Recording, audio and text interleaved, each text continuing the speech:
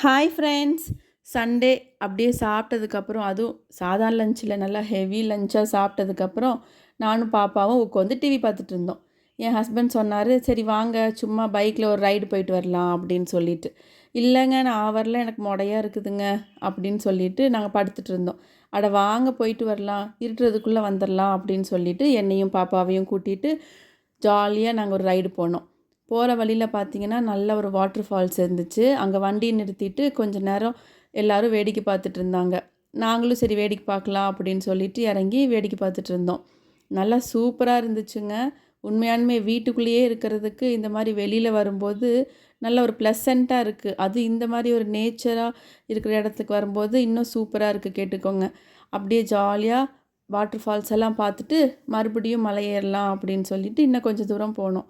அப்படி போயிட்டே இருக்கும்போது சூப்பராக இருந்துச்சு சைட் சீயிங் எல்லாம் பார்க்குறதுக்கு. அப்புறம் யார் குரங்கு பார்த்தா குரங்கு வந்து எல்லாத்துக்கிட்டேயும் நின்று பறித்து சாப்பிட்ருந்துச்சு அவங்க சாப்பிட்றது எல்லாத்தையும். நெக்ஸ்ட்டு இன்னொரு வியூ பாயிண்ட் இருந்துச்சு. அந்த வியூ பாயிண்டில் வண்டியை நிறுத்திட்டு எல்லோரும் வேடிக்கை பார்த்துட்டு இருந்தோம். என் பாப்பாட்ட வந்து கேட்குற கேள்விக்கெல்லாம் என் ஹஸ்பண்ட் எக்ஸ்பிளைன் பண்ணிகிட்டு இருந்தார்.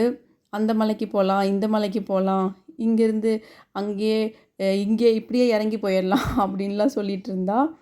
அப்புறம் டீ தலை பறித்து கொடுத்தாரு என் ஹஸ்பண்டு.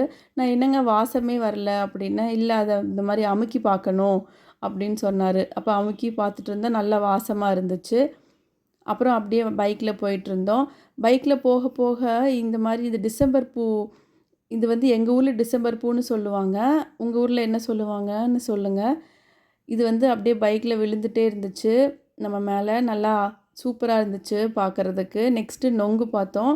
பாப்பா நொங்கு வேணும்னு சொன்னான்னு அதையும் வாங்கிட்டு அப்படியே இன்னொரு கொஞ்சம் தூரம் போயிட்டு இருட்டுற மாதிரி இருக்குதுன்னு சொல்லிவிட்டு ரிட்டன் திருப்பலாம் அப்படின்னு பார்க்கும்போது வேறு என்ன ஹோம்மேட் சாக்லேட்ஸ் தான். என்னடா இது ஹோம்மேட் சாக்லேட்ஸே கண்ணுக்கே தட்டுப்படலை அப்படின்னு சொல்லிட்டு பார்த்துட்டு இருக்கும்போது நல்ல சூப்பரான ஒரு ஷாப்பு தெரிஞ்சுது.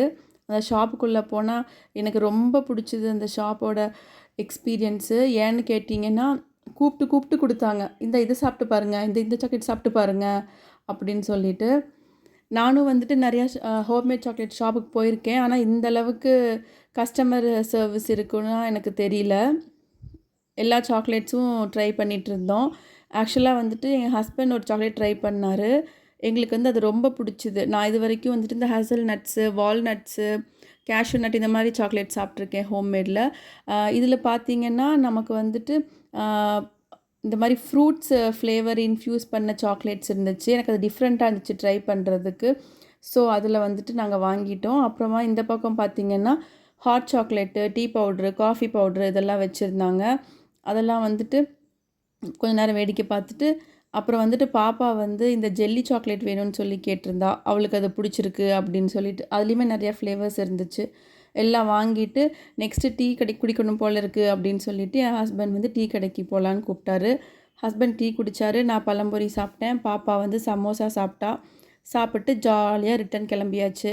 நெக்ஸ்ட்டு வீட்டுக்கு வந்தோடனையும் இட்லி சுட்டு நல்லா சூடாக கமகமன்னு இட்லி, தக்காளி சட்னி செஞ்சு மத்தியானம் வச்ச நான்வெஜ்லாம் மிச்சம் இருந்துச்சு. முட்டை, chilli chicken, chicken gravy, biryani எல்லாம் சாப்பிட்டு கொஞ்ச நேரம் அப்படியே சரி வெளியில் உட்காரலாம் அப்படின்னு சொல்லிட்டு அப்புறம் என்ன வாங்கின ஹோம்மேட் சாக்லேட்ஸை வீட்டுக்கு வந்து பிரிக்கலைன்னா எப்படி, உடனே அதையும் பிரித்து நானும் பாப்பாவும் ஹஸ்பண்டும் சாப்பிட்டு ஜாலியாக வெளியில் உட்காந்துருந்தோம்.